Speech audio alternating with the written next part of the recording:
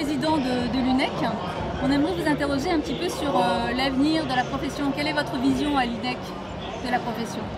Mais je crois que la profession, elle est en train de se muter. Et voilà pourquoi l'Union nationale des entreprises de la coiffure a proposé de faire des assises de la formation. Parce qu'il est tout important qu'on réfléchisse tout d'abord à l'avenir de la profession et ça passe automatiquement par la formation, par la volonté et par l'employabilité des jeunes formés. Et derrière, bien sûr, il est important de voir qu'est-ce qu'on prévoit pour nos entreprises de coiffure. Et je pense qu'il serait important, après les assises de la formation, de faire une perspective avec tout l'écosystème de notre profession, de réfléchir à coiffure 2020, coiffure 2030, quelles sont les perspectives pour notre profession. Est-ce que c'est encore l'objectif d'un syndicat de s'occuper des perspectives de la profession? On a l'impression que finalement, une fédération, un syndicat de coiffure, a de moins en moins d'écho dans la profession. Est-ce que je me trompe? Alors je pense que vous vous trompez. Alors aujourd'hui, quand on parle de déréglementation de la profession, quand on parle dans la loi Macron 2, comment enlever la qualification, je crois qu'il n'y a qu'un syndicat patronal qui peut faire cette défense-là. Et quand on a entendu sur Europe 1 qu'on parlait de déréglementer la profession, le lendemain même, on a obtenu un rendez-vous chez Macron. Donc il n'y a qu'une organisation syndicale. Et cette organisation syndicale doit réunir un maximum de coiffeurs. Et justement, derrière vous, vous avez du monde? Ben, aujourd'hui, oui. On sent qu'il y a un vrai développement par la nécessité. Et il ne faut pas protéger le métier, mais il faut protéger le consommateur. Et donc la qualification, elle est importante dans une profession. Et donc oui, d'une, pour la défense, de deux aussi, pardon madame, de deux aussi, pour mettre en place des services que les salons individuels ne pourraient pas avoir. Donc un syndicat professionnel, et moi aujourd'hui, je pense plus que jamais une priorité pour l'avenir d'une profession. Justement, cet avenir est un peu en danger aujourd'hui, on a besoin de protéger la profession? Mais je pense qu'il ne faut pas protéger la profession. Aujourd'hui, malgré un niveau 4 à l'installation, la profession se développe toujours au niveau d'entreprise. Donc la profession n'a pas besoin d'être protégée.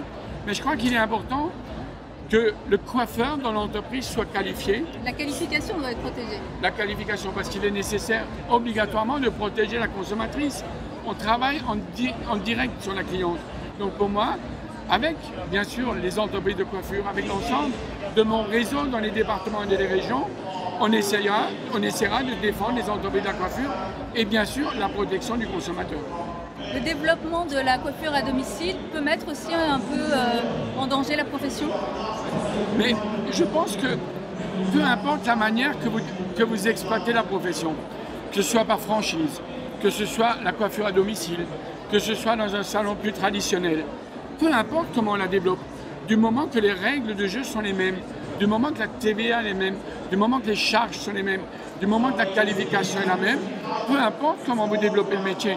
Et chacun se sent le mieux approprié à faire du domicile, à faire de la franchise, à faire du salon traditionnel, à travailler dans des appartements. Et je crois qu'il faut laisser l'énergie, il ne faut pas couper les énergies, il faut laisser l'innovation. Et le métier doit aussi se muter.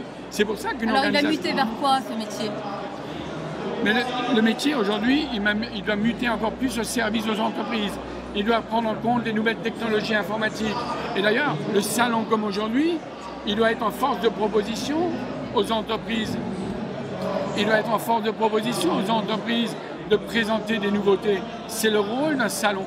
Et l'objectif aussi, j'ai eu l'occasion de l'annoncer, on aura en 2017 des championnats du monde, on aura en 2020 des championnats du monde, avec des exposants de tous les pays qui viendront.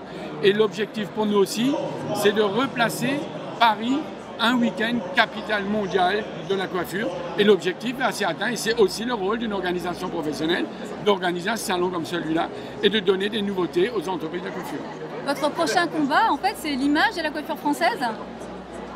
C'est de redonner les lettres de noblesse à une profession. Et j'en ferai une priorité et je me battrai là-dessus par la qualification, par la réglementation, par des offres de services, par l'innovation, par les nouvelles technologies. La coiffure doit se muter, c'est le rôle d'une organisation professionnelle et l'UNEC jouera ce rôle-là. Malgré cette qualification, vous pensez que les coiffeurs sont suffisamment formés actuellement? Alors, je pense qu'il faut revisiter le référentiel. Moi, j'ai un objectif, c'est qu'en sortant de la formation, le coiffeur soit employable. Ce qui n'est pas 100% le cas aujourd'hui. Donc il y a un travail, les assises de la formation doivent jouer leur rôle. J'ai initié, quand je suis arrivé à la tête de l'UNEC, j'ai tout de suite mis en place les assises d'information. Tout l'écosystème est auditionné, la presse est auditionnée, Éco-Coiffure a été auditionné. Donc moi, sur le fond, l'objectif, c'est que j'écoute le terrain le plus large possible et qu'on puisse déposer le livre blanc au ministère, qu'on puisse déposer le livre blanc à l'académie, qu'on puisse déposer le livre blanc à tout notre écosystème. Et j'ai demandé à Christophe Doré qu'il fasse un travail là-dessus, qu'on présentera au Congrès et que le Congrès votera et qu'on déposera. Donc, c'est pour quand? Quelles sont les échéances? Au mois de mars, au mois d'avril, il y a un Congrès et qui votera et qui fera des amendements, qui votera ce livre blanc qu'on présentera, parce que la formation est une priorité pour l'avenir de notre profession. Très bien. Alors rendez-vous en mars. Pas de problème et j'espère qu'il y aura des rendez-vous avant.